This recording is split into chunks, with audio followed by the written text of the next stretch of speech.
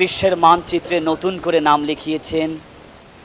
মাত্র 7 বছর বয়সে পুরো কোরআন শরীফ মুখস্থ করে সারা বিশ্বে আলোড়ন সৃষ্টি করেছেন বাংলাদেশের কোরআনের পাখি হাফিজা আদিবা তাসনিম। যেখানেই যাই কানের মাঝে বারবার শুনতে পাই হাফিজা আদিবা তাসনিম।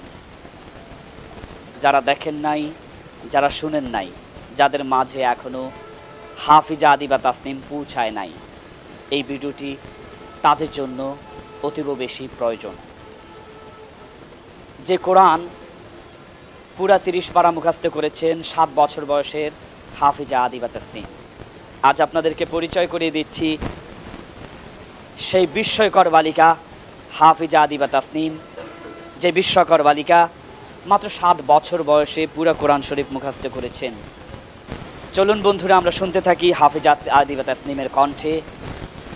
লাউহে মাহফুজ থেকে এসেছেন যে গ্রন্থ আল কোরআন, হাফিজা আদিবা তাসনিমের সুরলিত কণ্ঠে শুনব সেই পবিত্র আল কোরআন। আসসালামু আলাইকুম ওয়া রাহমাতুল্লাহি ওয়া বারাকাতুহু। আউযু বিল্লাহি মিনাশ শাইতানির রাজীম। বিসমিল্লাহির রাহমানির রাহিম।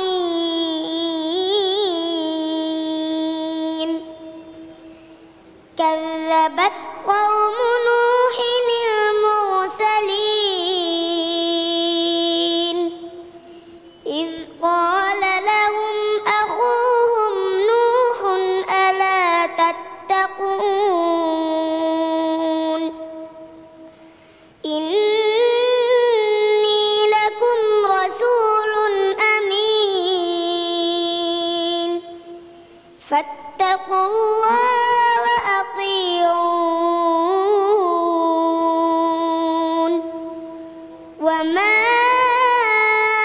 أسألكم عليه من أجر إن أجري إلا على رب العالمين فاتقوا الله وأطيعون قالوا أنؤمن لك واتبعك الأرذلون قال وما علمي بما كانوا يعملون إن حسابهم إلا على ربي لو تشعرون وما أنا بطارد المؤمنين إن أنا إلا نذير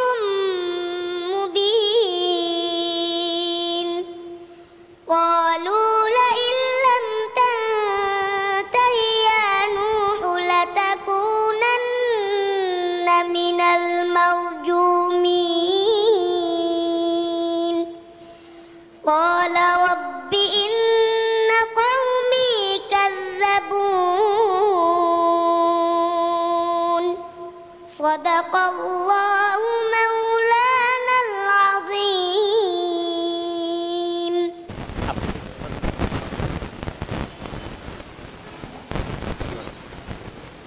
সবাই আমার জন্য দোয়া করবেন। সবাই ওনার জন্য দোয়া করবেন, উনি যেন প্রতিটি রাষ্ট্রে গিয়ে আমাদের বাংলাদেশকে উজ্জ্বল করতে পারেন, প্রতিটি রাষ্ট্রে গিয়ে বাংলাদেশের জন্য ছিনিয়ে আনতে পারেন। মেয়েরা তো অলিম্পিকে যায়, মেয়েরা তো সাইকেলবাজি করে, কেউ আবার মোটরসাইকেল না। আমরা আর সাইকেলবাজি নয়, আমরা কোরআনের সুরে সুরে বিশ্বকে দেখাতে চাই আমরাও পারি। এই ছোট্ট পাখি যেন সারা বিশ্বের মধ্যে আলোড়ন সৃষ্টি করে বিশ্বকে দেখিয়ে দিতে পারে বাংলাদেশও পারে।